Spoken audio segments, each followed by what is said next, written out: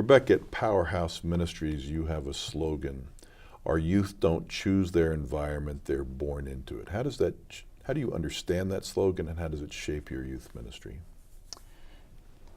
It shapes our ministry even in the inception of how we approach youth ministry. We are not approaching youth ministry from a point of pity. We're not approaching youth ministry from a point of feeling that, they need us, or desperation, and here are the survivors who are going to bring the life jackets.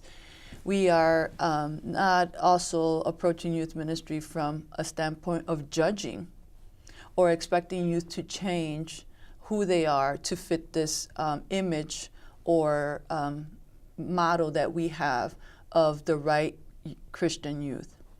The way we approach it is that they might have, whether it be physically, whether it be shown or not shown, whatever elements are manifesting in the life of a youth at a young age, they not necessarily chose to live that way.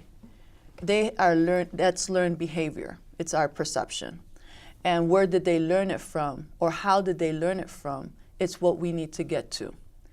And so having the thought that the youth didn't choose their environment but are born into it, basically approaches us with them having God's potential to basically exercise free will if they know that they have an option, if they know that they can choose something different.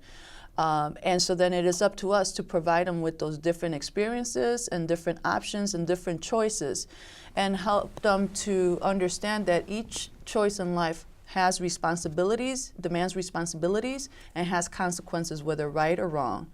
And so then at that point, a youth, when they understand that, then they can begin to choose. And then you can hold them accountable. But normally, for many of the youth that we have engaged in, for example, it might be a teenager that might have an eating disorder. So the way our philosophy is that, did that teen really choose to have an eating disorder? Or is that teen, could it be possible, where did she start practicing this? Where did she learn it? What has happened? And at times we have research and found that it was rooted in abuse. And that was the exit, or trying to live up to a standard that her parents were demanding from them. So that is the approach that many times when we see conflict in youth, it's coming from a learned behavior rather than something that they actually chose. Now, we obviously, going into the young adult years, they are choosing right or wrong. And that's it. But on the inception, when we're starting the relationship, we're really approaching it is that are they fully aware of God's plan for their life? Are they really fully aware of the potential that they have? And do they realize that there's other choices that they have for them? So not only that they are born into it, then they have the free will to choose.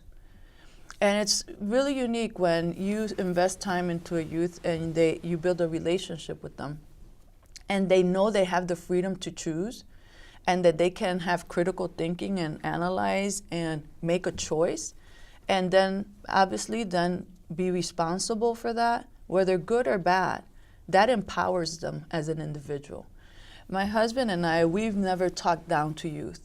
We never talked to them as kids, children. Whenever we saw a youth leader developing and that they would address the youth group, children or kids, we would, inside of us, that was like, oh, don't do that.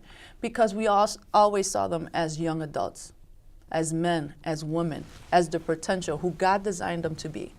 And so for that case, then we created platforms for them as they make choices, as they identify their gifts, their talents, or their uniqueness, that there's different platforms for them to basically exercise that, practice that, or even convince themselves that they're able to do things in life.